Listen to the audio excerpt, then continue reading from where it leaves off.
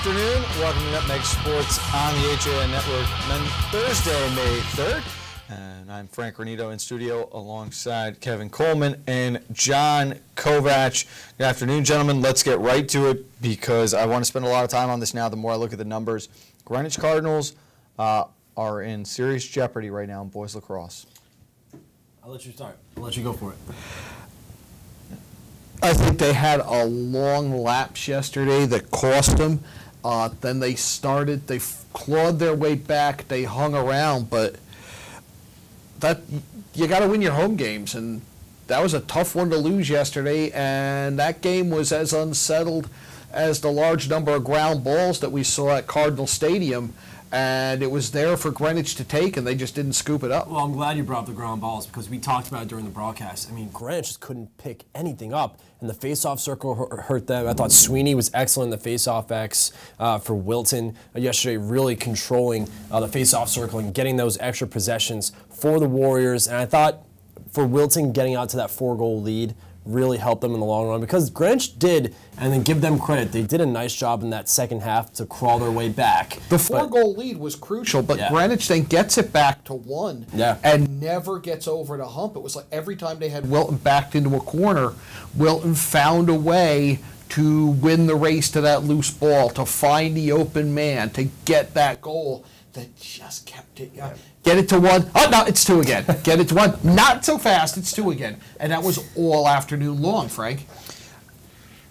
There is no room for any kind of moral victories, especially at this point in the season, especially with a couple of difficult losses already going against the Cardinals. And this is a major step back that the more I'm looking at the numbers right now, potentially kicks Greenwich out of the FCX tournament. And they need to get a lot of help across the board here, and you're talking about teams that are trying to catch now who hold the tiebreaker over the Cardinals. Trumbull is going to be a difficult team to pass, even if they do lose to Ridgefield and New Canaan in their final 2 games. That would give them a total of 5 losses in the conference, along with Greenwich, who we figure will probably lose to Darien in their next game. They should be able to beat McMahon and Danbury. If those 2 teams are sitting with 5 losses, Trumbull has the head-to-head, they would move on. They don't get to play against St. Joe's, who has 3 conference games remaining against Danbury, Ludlow, and New Canaan. They'll be favored against Danbury. Ludlow will be an interesting matchup, and then New Canaan will see what they can do. For Ludlow, they've also got 4 games remaining now in conference. They're probably the team that Greenwich has the best chance to catch, but there will be no head-to-head tiebreaker there. Well, that's what I was thinking. Greenwich really has to be dressed in the blue and white and really push for the Wilton Warriors when the Warriors face Ludlow on Saturday, May 12th. They've also got to root for the blue and white in Staples. They've got to root for the maroon and gold in St. Joe's, and then the black and orange in Ridgefield. Because Ludlow is the team they have the best chance at catching at the moment. We'll talk more about what the race looks like, where everyone is sitting in the standings, but first let's look back on the highlights from yesterday's game. Yeah, this is a player that if you gave him an opportunity to shoot here, oh, baby. Another big, long shot, and that one gets by Santry. That's Connor Drake to junior. Bogger directs traffic a little bit, tries to cut off a pick by Large, goes back to Large, who's wide open. He goes to the middle of Davey, and Davey scores! Beautiful setup, high shot by Davey. Murtha with the roundabout and bounces it in for a 4-2 lead. Another unsettled ball. There's a giveaway, takeaway, and a low shot fired in by the freshman, Leo Johnson, by 1, and in a game that has playoff implications in the FCAC. Wilton with the ball behind the net. Greenwich aggressively coming out and marking the defenders. From behind is Murtha. Murtha over the top scores. Murtha comes out from behind the net, and that is going to be his 5th goal of the game. Let's start with Wilton, who's put themselves in a really good position. And one of the big things for the Warriors right now have gotten very hot. They're winners of 5 straight. Based on their schedule, I would predict them to have won 8 out of their final 9 games, or even 9 in a row after starting 2-4 to begin the season. They're going to be one of the hottest teams going into the playoffs, but what was huge yesterday it wasn't all on Connor Drake's shoulders. Joe Murtha, the senior captain, at 5 goals. If they're getting depth production like that, this is a very scary roster. You would think that Murtha was the go-to guy based on what you saw yesterday, and he played every part of that. He scored in every way possible. He had long, hard shots that got by Santry. He had some great moves. He muscled his way to a couple of goals, and he played good defense. He did, and that last goal you showed in that highlight, I'm glad we got that one in there because I thought that was his prettiest goal of the afternoon, along with 4 other pretty goals. But that one really stood out to me. Zach Zare set a screen for him behind the net, which allowed him to crawl over in front of the crease and get that one in the back of the net. That was so pretty. And Joe Murtha was able to find scoring chances because Greenwich really did focus a lot of their attention on Connor Drake. You had JT Lawrence really not shadowing him, but really following Connor Drake along throughout the majority of the game. And you know what? JT Lawrence, I thought, had a great game yesterday. Oh, yeah. And it's too bad because it's not going to show up on the stat sheet. And I thought he played terrific yesterday. He had some outstanding checks. He had a couple great looks in front of the net. Unfortunately, they were saved by Andrew Calabrese. But again, I thought JT Lawrence, even though coming up on losing end, I thought he had a great performance yesterday. He was surgical on ground balls. Amazing. Absolutely surgical with the long stick, just to go in and like you're flipping like you're flipping something with a spatula. Yeah. I mean, it was amazing. Just come in with the long stick and just pick it up like you were picking up a loose piece of paper or something. and the next thing you know, he's sprinting down the middle, and he had some good looks. Yeah. Well, the three of us talked about it yesterday, and I think JT Lawrence has been far and away the Cardinals' best all-around player all season long from start, and will probably stay that way through finish. But we knew he was going to be an impact on the face-offs with the ground balls. We knew how he would play a big part in managing Connor Drake and controlling him, which I thought he did very successfully. And that is a tough position to be relying on for offense. Obviously, he had his looks. We've seen him score this year as well, but it should not be expected of a long stick midi to score more than once every couple of games. And for players like Matt Bogger, Jack Fida, Charlie Graves, Matt Davey, that offense has just been nothing short of disappointing to this point in the season. They still have a chance. They're going to play in the state tournament, but right now this is probably the first Cardinals season in over a decade, maybe even longer, that they would really like to forget. It is, and for Coach Bobby Lutz, I'm glad you mentioned some of the offensive guys who coming into this season we had a lot of expectations for. And Jack Fida was absolutely shut down yesterday. That Wilton defense, I thought at times, was lights out. Oh, that defense. I was so impressed by Wilton's defense and the ride and keeping guys like Fida out, too far out to do anything. And it's disappointing because Coach Lutz, when I talked to him during the New Canaan game last Thursday, he mentioned me. He's like, we're still trying to figure out a way to build chemistry on this offense. Once we get going on possession, we get a little bit of a rhythm, and then we let it go. We cause turnovers, and that's what we saw early on from Greenwich. Again, at this point, when you're starting the month of May, and you are where Greenwich is, the turnovers on offense and turnovers on the rest of the field have to be cleaned up. Well, it's the same thing. It really, parts of that game for Greenwich were last Thursday's New Canaan game all over again. There's an open guy. He's got an open shooting lane, and the pass doesn't get completed. It's off the frame, or it's wide, or it bounces, or maybe somebody gets a stick on it. You've got to complete those short plays. You've got to finish, and they don't finish right now. And you know who actually had a great game yesterday too, John? How about Leo Johnson, the freshman? Unbelievable second half performance. A little quiet in the first half. That second half, man, he was all over the place, scoring really nice goals. Fought his way to one goal. One goal I remember specifically where he's behind the net, fights his way, and this, Frank, this possession went on for, a good 20 seconds where he's just getting pounded and pounded and pounded and fights his way to position and scores. And then the one that I talked to you about earlier out in the office where he fires off a shot, Santry makes the save, the ball comes back at 90 miles an hour, he snares it, fires it right back in for the goal. To have the presence of mind to grab that ball out of the air and fire it right back, to not look for anybody else, to just... That's all reflex. You see that product as a freshman, what he's doing now, what he's going to be able to do. They have confidence in some of the players that are coming up in the next few years. But something that's got to be lingering in the back of Greenwich minds right now Down the road, you've probably got a couple of key players who could be Cardinals that are currently ranked number 2 in the nation for the Brunswick Bruins. That having coached football in a town with private schools, that is always something that gnaws at you a little bit. That you watch this kid and he's over on the other side of town. He would be here, but he scored 3 touchdowns Friday night for them, and that's always something that you're fighting that battle. You have to establish yourself as a program, and almost convince kids to stay, to be a good public school in a town with a good private school sometimes. It's a tough break right now, and we'll see how it shakes out. Guys, you did a really good job yesterday. Looking forward to seeing your continuous coverage with us now, Thank of course, for the rest of the lacrosse season. But let me ask you this. Where we sit today, Thursday, May 3rd, does Greenwich get into the FCX tournament? That's really tough. I'm gonna say no. I'm gonna say they're not gonna make it in. I think if they didn't play, they'd have to play Darien on Saturday. Then I'd say 100% they can get in. But with needing help from Ludlow, St. Joe's, and Trumbull, I don't know. That's a difficult task for me. I don't want to see Greenwich not in the tournament. I want to see them in. But right now, just looking at what they have ahead, I'm gonna say they just miss out. I think that Darien.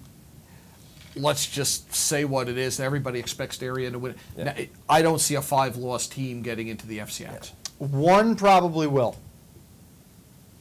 One 5-loss team most likely will. Well, Greenwich lost its tiebreaker. You've got Trumbull, Greenwich, Wilton, all currently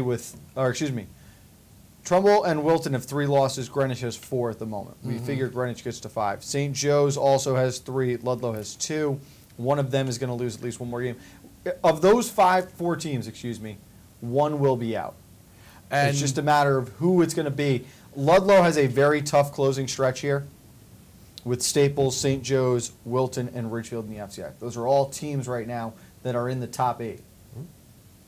That is going to be that Ludlow-St. Joe's game could be the determining factor, but I think Ludlow is the team Greenwich has the best chance of catching now and getting past again to get back into the tournament. But if they end up in a log jam, they've already lost now head-to-head tiebreakers to both Trumbull and Wilton. Yep. So it'll be interesting. Guys, great job. John, we're going to let you go. Kevin and I will take a break. We got plenty more to cover from a busy day around the FCX yesterday, and that's next on the HAN Network. Want a new experience in car buying? Scap Chrysler Dodge Jeep Ram. We are Connecticut's Wrangler headquarters. Come visit our new Ram Truck Center. Our Ram trucks get the job done with unparalleled style and performance. Call, click, or stop in to find the new Jeep, Chrysler Dodge car, minivan, or Ram truck that you've been looking for. Family owned and operated for over 50 years. Save thousands right now at the Jeep Celebration event and Chrysler Pacifica Incredible Sales event. Now through May 31st. Winter's finally in the rearview mirror, and the Dock Shop is ready to help you usher in our favorite season, summer. We've got new offerings in our usual products: clothing, jewelry, home decor, fishing tackles, and boating supplies. And now the Dock Shop does in-house laser engraving. You can add a name, a boat name, latitude, longitude, an image to drinkware, serving platters, boards, or decorative accessories. No minimum, fast turnaround. Stop in today and start your summer. The Dock Shop, 51 Tokenique Road, Darien, 609 Riverside Avenue, Westport, dockshop.com. If you've ever thought about owning a motor coach or learning about what it's like to travel the open road in superior style and comfort, then contact Dave's RV Center in Danbury, Connecticut. Offering the best quality Class A motorhomes from Newmar, travel trailers and fifth wheel lines from Surveyor, and a toy hauler line from Work and Play. Choose from Newmar's Gas Line, Base Star and Canyon Star, or from Newmar's Diesel Line, Ventana and Dutch Star. And with unparalleled service and maintenance, Dave's RV is committed to keeping you and your motor coach safely on the road and enjoying it to the fullest. Stop by their showroom, 2 Industrial Plaza Road, Danbury, Connecticut, or call 877-483-3866. Want a new experience in car? Back on Nutmeg Sports on the HAN Network. Thank you again to John Kovacs, Frank Granito, and Kevin Coleman still in studio. Taking a look at some big softball stories from yesterday, Kev. Let's start at the top of the conference, undefeated in the West, undefeated in the East. The battle for Trumbull as the Eagles and the Cadets squared off. This game, in my opinion, lived up to the hype. It was close. I was probably a little too high over with my score prediction, but the close. Eagles get the win 5-4. And again, the story, in my opinion, Emily Gell with a complete game. Emily Gell was terrific. I think you did see a good balance of really strong pitching and some hitting as well. You saw a little bit of everything, and I think you were 2 points shy of the spread. Weren't you? Yeah, I said 11. Yeah, said so 11. okay, I had it close. 6-5, not 5-4. We were close. You were close there. And I think this is certainly what shapes up to be a championship preview, and that's what everyone hopes it to be, because two teams who are right at the top now. You got Ludlow now playing well, 8-1. Now they're tied with St. Joe's in the East. So it's really going to be a fun battle now as we approach the last 2 to 3 weeks in the regular season. Where's everyone going to shape out now? Does St. Joe's maybe drop because they lost a game? Maybe can they rebound from a tough one-run loss to Trumbull? So it's going to be a fun finish. Big win for Trumbull. Emily Gell gets a boost of confidence out of that, even though she doesn't really need it. Huge pitching performance from her. This is a big win for the Eagles program moving forward for the rest of the season. I fully expect to see Trumbull 1, St. Joe's 2, if not, then Ludlow 2 perhaps. But again, this is going to be an extremely fun finish in FCAC girls softball. Yeah, I mean, I'm not surprised by the Trumbull win. I know I was leaning towards the Cadets bats, and getting 4 off Gell right now seems like a victory compared to what she's done to some of the other teams there. But you got quality hitting from Kenzie Brugman, who was 2 for 3. Ava Dunn had a run in an RBI. So did Della DeStefano.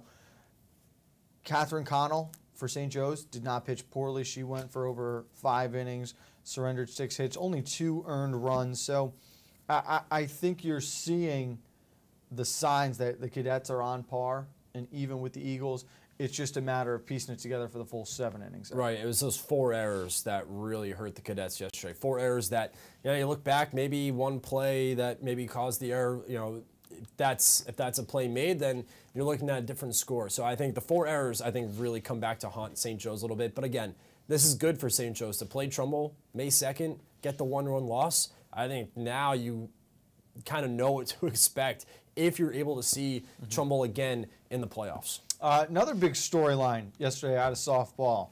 We had a perfect game dealt by the freshman Kim Saunders. I got your text last night joking to me like, why couldn't we have done this game instead of the one on Monday?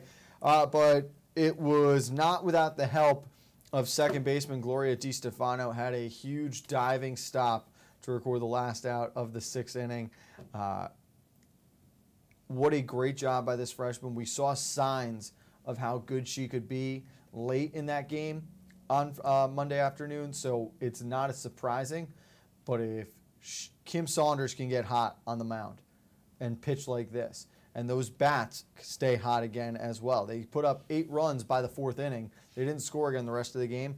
This is a very, very Stanford team lingering there, and they're almost under the radar now, sitting in the West Division. They're 4 games behind Trumbull, but they're 2nd in the West. If I'm any of these teams ahead of Stanford right now, and you're into the postseason, you have to play Stanford in the first round. This is not a team you want to play. Stanford is playing great softball at the right time. Things are starting to click. Bats are starting to come alive. The pitching, my goodness, Kim Saunders, perfect game. 8 strikeouts over 7 innings, no hits, no walks, no runs. For Staples, the 8 errors, that's tough. But again, for Stanford, they are playing good softball at the right time. They can keep this going and get this momentum going to the postseason. This is a Black Knights team that is going to be extremely, extremely scary going into the postseason. Good win for Norwalk yesterday, 3-0 against Danbury. That's now a Danbury team, Kevin, with those 2 losses this week, finds themselves, similar to the Greenwich Lacrosse team, in a little bit of trouble.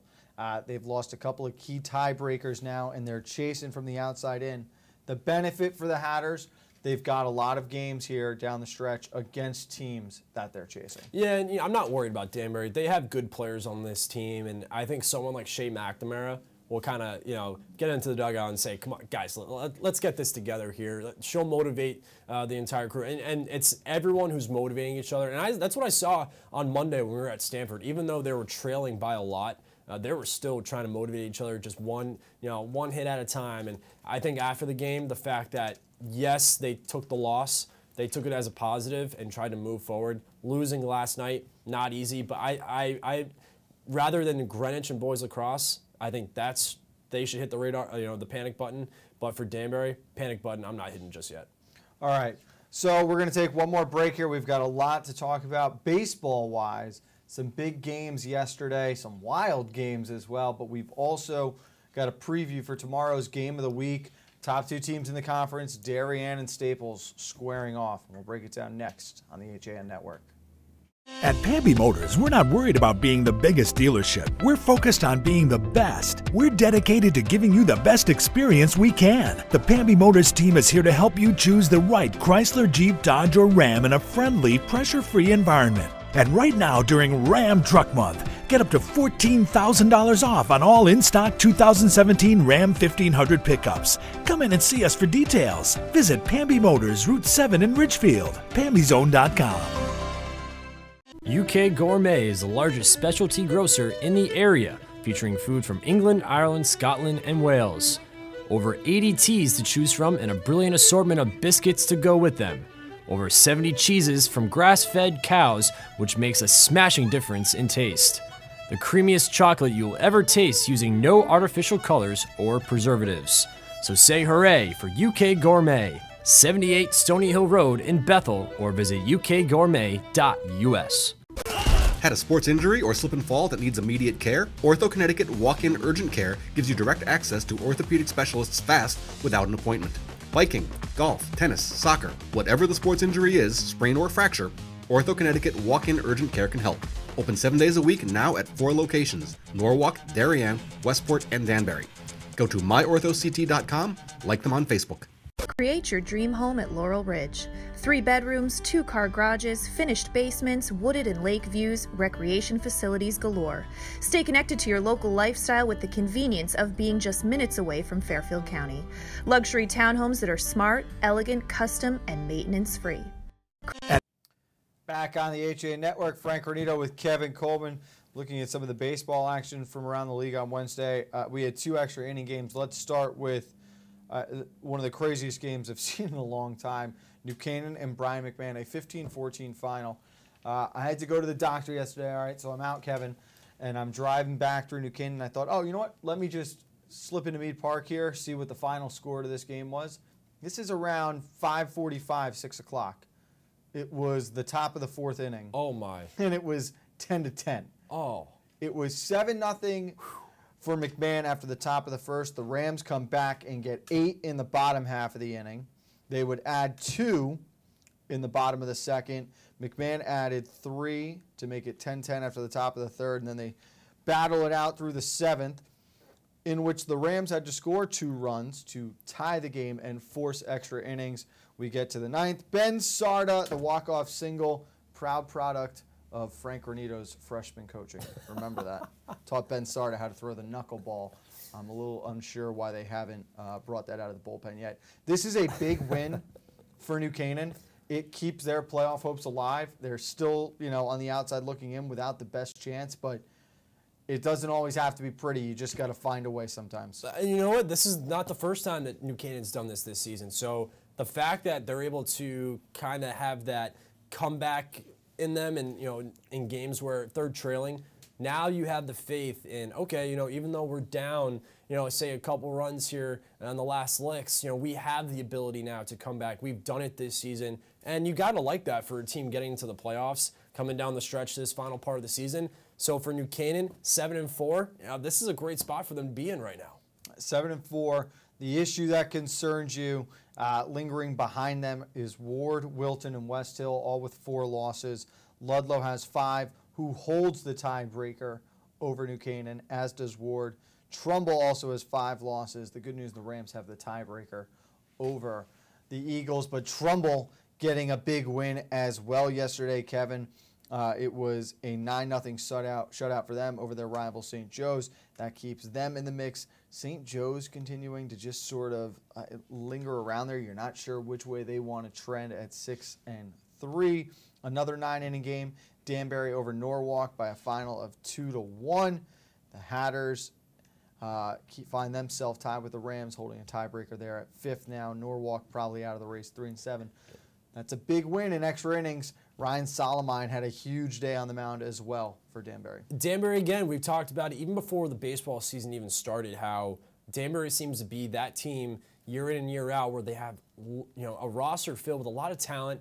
They'll take some tough losses. They'll have some games where they should have won, they lost. But when it comes down to the final 2 or 3 weeks or so, that's when they start to click. That's when this team really starts to get going. Javon Hernandez is starting to really hit well. I know he had a big game yesterday. Ryan Solomine on the mound. To have him go into the postseason, he's a great arm to have going down the stretch if they maybe have to play a one-game playoff to get in. So I like Danbury for the rest of the stretch here. That's a big win for them. Keeps them tied with New Canaan right now. They're currently in 5th in the playoff race. But again, this is a Danbury team. 4 losses right now. I like Danbury and New Canaan right now just because they seem to, not just down the stretch, but this season, they seem to be able to climb back in games and find ways and grind out some wins that they're trailing earlier in the game. Staples, 9-0 win, easy cruise in there. Darien, 4-3, they beat Fairfield. Justin Jordan getting a complete game win in that one. I do want to mention Solomine went 8 of the 9 innings in that Danbury win, striking out 9. Danbury's got a tricky little schedule left, though. You've got Wilton, Greenwich, and Trumbull all lingering. Those will be interesting games on the stretch. Looking ahead to tomorrow, we get Darien and Staples, the top 2 teams in the conference. They're both playing at their best, or at least the best they have to this point in the season right now. And I like I know, I'm all in on the Darien train, but I like them in this game as well.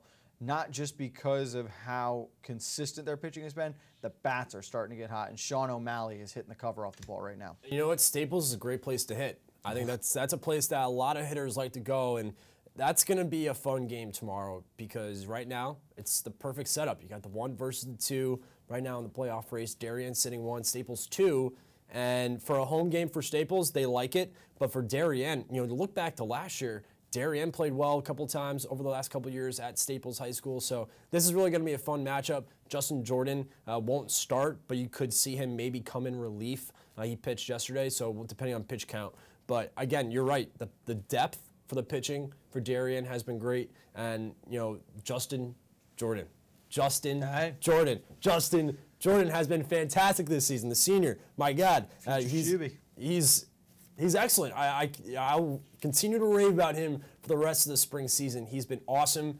He's going to be a big factor tomorrow. I just think his presence in the lineup and that batting order is so huge, even though maybe not his size, but the way that he's able to swing the bat, get on base, speed. And you got O'Malley, who's able to crank some homers out this season as well. So they've got some hard hitters on this squad, but so does Staples. So this is really going to be a good matchup tomorrow. I want to see if both offenses can get going, or if tomorrow is going to be more of a pitcher's duel. I think we see Henry Williams on the mound for Darien. I believe it could be Chad Knight's turn to pitch as well. For the Wreckers, I will go under 6 runs total in this game. Oh, you're shying away from the 11? Yeah, I am. No, I think this is, even in that hitter's ballpark, I think this is a pitcher's duel. Williams has been one of the most underrated players on the mound this year, and he has experience pitching at Staples. I think he controls the Wreckers lineup. Knight does his thing. In the end, someone's going to hit a 2-run homer, and that makes this, a 3-1, 4-1 kind of game. I'm going to go 4-2. I'm going to go 4-2 Blue Wave in this one tomorrow. I like it. Kev, good job today. You will not be with us tomorrow, but we will see you again on Monday. Everyone else, we can't wait to see you. 4 o'clock, first pitch from Staples High tomorrow. Ray Peter on the HAM Network.